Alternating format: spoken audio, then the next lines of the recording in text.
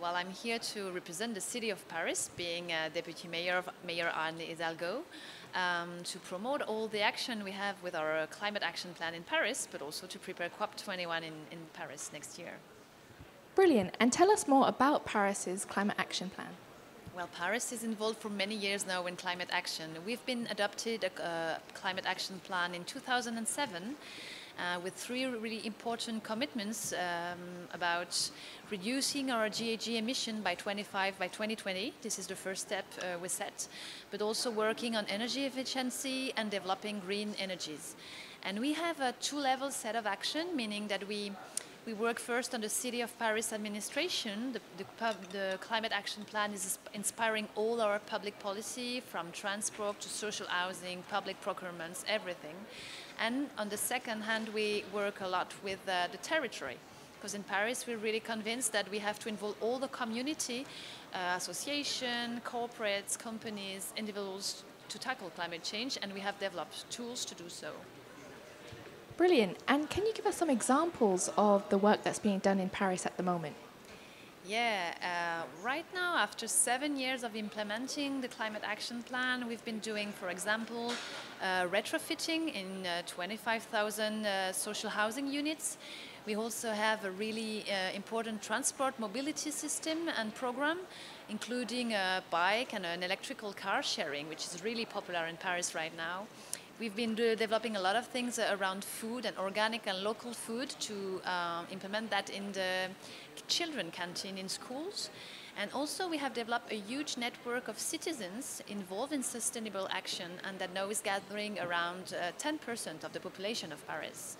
And one of the big things we're going to do in 2015 was going to be to reveal our adaptation strategy for Paris. And can you tell us more about the adaptation strategy for Paris? Well, adaptation strategy would be to, we have like a 3 steps also, a way of looking at it. First, it's going to be to know better about our territory, to increase our knowledge about what is the vulnerabilities of our territory, meaning like how we're going to do with water, with food, with energy in the next 50, 100 years. Then we do a lot of things to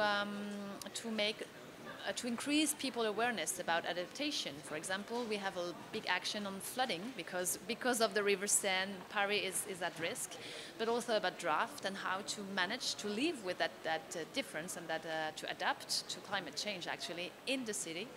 And then we are starting to develop public policies linked to adaptation. For example, we have a program to experiment on how to reduce urban heat island, which is a big issue in cities like Paris. And to do that, we are working on how to use water, because we have a really big specificity in Paris that we have a non-drinkable water system that we're going to use to refresh, to cool the city, and how we're going to mix water with the development of nature in the city. So that's are like the 3 main axes that we are now working on. And how do you feel the UN climate talks are progressing so far in terms of cities? I'm sorry, I didn't hear you. How do you feel the UN climate change talks are progressing so far in terms of cities? I think it's interesting. Like this morning, for the first time, we had a dialogue between the UN Secretary and the representative of the cities. So things are going step by step, but I think it's really important that the action of the city has to be integrated in the UN negotiation. Everybody says solutions are locals. Actually, we, cities, local governments, we are acting every day and for many years now. So we really need to interact much more with states, with the UN, because I think it's only with that cooperation that we're going to be able to tackle climate change.